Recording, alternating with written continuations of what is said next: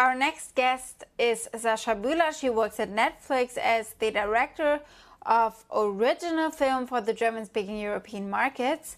And I'm so glad we get to talk again. We talked a few weeks back, I believe, for an article in the Forbes magazine Women's Edition, and we had a great conversation. And so we decided to bring you back. And you said yes, Sasha. Thank you so much for taking the time again. Thank you for having me. I'm thrilled to be here. Sasha, you produce local content for a global audience. What is your strategy in finding these contents and picking the stories that are appealing to a global audience? Well, we believe firmly that good stories can come from anywhere, really, and travel anywhere. So there's no one place to look. And unfortunately, there's no magic formula for knowing what will work for us. So we're always learning and trying things out. Ideally, we're looking for fresh perspectives and diverse stories. Our goal is to entertain the world. We have over 209 million members in over 190 countries. So that's a lot of people to serve who want to see their lives reflected on screen. And out of the German-speaking region, we're looking for authentic stories with universal themes that we think can resonate around the world. Our first goal is always to entertain our home territory, and the cherry on top is the rest of the world. Our first film out of the International Original Film Initiative was Blood Red Sky, which shot to #1 worldwide very quickly. And at the moment, we have Army of Thieves in theaters, which is #1 in over 90 countries. It's killing it. We're very excited. It's so exciting and such a privilege to work with these people and to see the German-speaking talent receiving their due around the world to offer them this world stage. So Netflix always has been the pioneer in the streaming market and is still the market leader, but you do have big competitors, Disney and Apple, just to name two of them.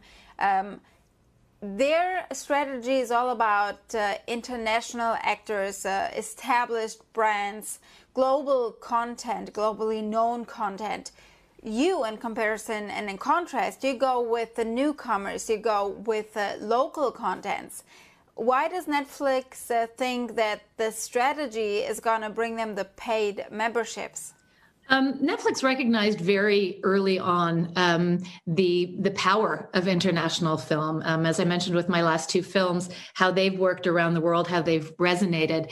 And I firmly believe that people want to see their lives reflected on screen. They want to see films in their own languages. They want to hear authentic stories of their home territory. They want to watch that and they want to share it with the world. And I think there's great pride in that. We don't really see ourselves as being particularly different from our competitors.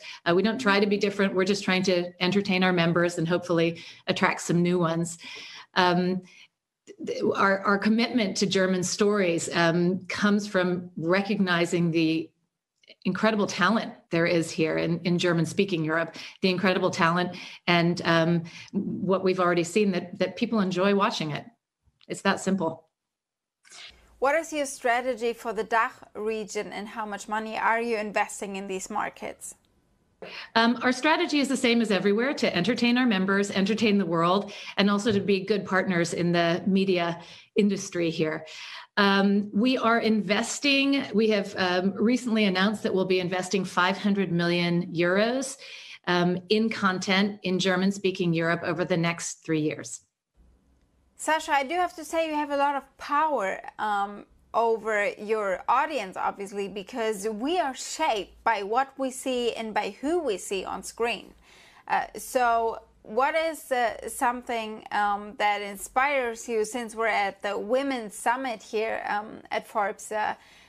What do you like to promote when it comes to women on screen and off screen too? I know that this is something that has been important to you your entire career.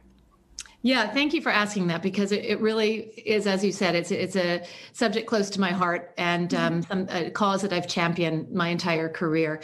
I'm proud to say that our content team in the German-speaking region is 80% female. The head of film, head of series, and head of nonfiction are all women.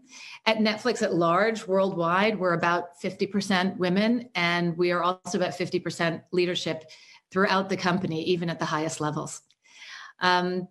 I'm convinced that having more women in decision-making positions would radically change the media landscape in Germany. And I think that should happen. Our Annenberg study, which we released this year out of the US, showed conclusively that more inclusion and diversity behind the camera leads to more inclusion and diversity in front of the camera. And representation matters. If you can see it, you can be it. Personally, I remain active in various women's groups. I lecture regularly to students about women in the workplace. And probably most importantly, I'm very lucky to have a very strong group of cool, smart women around the world who support and encourage me. I watched Blood Red Skies, a really scary horror movie with a strong woman in a very literal way in the main character role. And so I think it's interesting that you kind of did that right away, showing a strong woman in a very literal sense.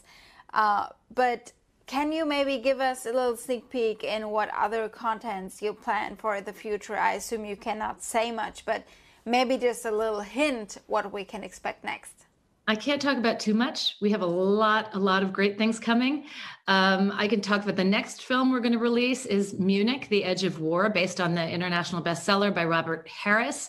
It's a tense thriller set in Munich in 1938 during the Munich Accord, starring Jeremy Irons, George Mackay, Janus Niewerner, Sandra Hüller, Liv Lisa Fries. And that's going to be a very exciting one in January next year. And right now we're in post-production on All Quiet on the Western Front, which is a remake. Well, there's a film, but it's based on the book by Erich Maria Remarque. And it is the ultimate anti-war film. What's very exciting to us is we have Edward Berger, one of Germany's top directors, directing this film, which is now told finally from a German perspective. It is a German book to begin with, but the film, which won the Oscar in 1932, was of course an American film. And we think that this German perspective is important to tell in the world today, that this is an example of an authentic German story, that Germans have a very unique relationship to wars, for example. I think there's great shame and guilt about our role in the last two world wars. And to show this anti-war film about the futility of it all from a German perspective is incredibly powerful and important. And I think this is one that will really resonate around the world. And let's end on a personal note. What does a typical day of Sasha Bühler look like? I'm assuming there are no typical days, but maybe you can take us back to yesterday, for example. How does it look like, and what do you do when you do not work in the hour or hopefully hours before and after work? My days are indeed very, very full, and no one is like the other. So I have to think back to yesterday because it seems like so long ago. So much has already happened today. Yeah. I think yesterday I was in London. Actually, I was there for a screening. We did a friends and family screening of All Quiet on the Western Front with the producer and the director and some trusted colleagues to gather some opinions on where we are.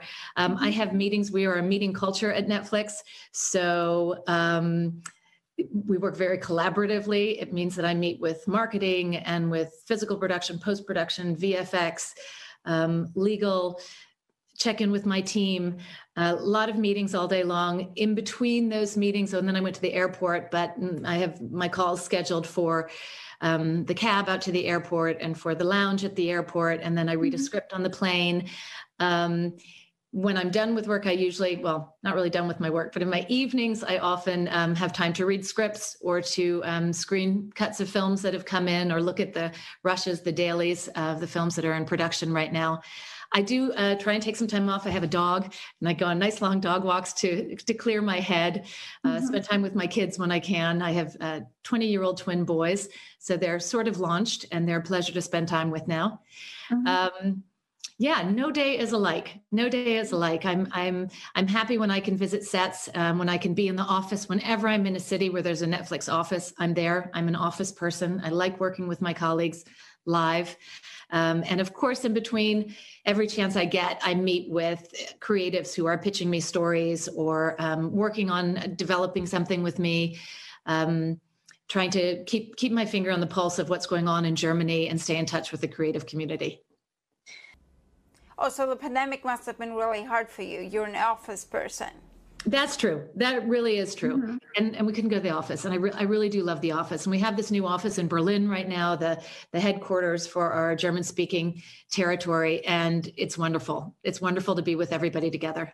Is everyone back at the office in Berlin? Not on and off, but a lot of people want to come into the office. It's nice atmosphere. And I work with great people. Thank you so much for taking the time to talk to me. Thank you, Sasha. Have a good day. Thank you. Thank you, Sophie. Bye.